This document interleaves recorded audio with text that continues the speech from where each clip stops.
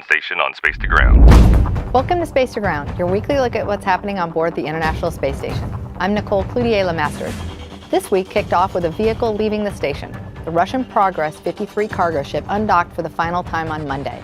It delivered about 3 tons of food, fuel, and supplies to the station back in November and tested some new automated docking equipment during a maneuver in April. It burned up in the Earth's atmosphere just a few hours after undocking. The crew spent some time this week working on checkouts of a new U.S. spacesuit on board. Alexander Gersh sized the new extravehicular mobility unit, known as EMU 3003, for future use by Station Commander Steve Swanson.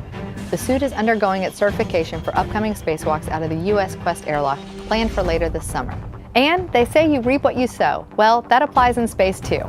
We've told you about the station's veggie facility, a chamber used for plant growth in space. This week, Steve Swanson harvested a crop of 6 red romaine lettuce plants that were grown from seed in the chamber. Swanson packed the plants into the onboard freezer, and they'll be returned to Earth so the scientists can analyze the plants and determine if they'll be a viable food option for future missions.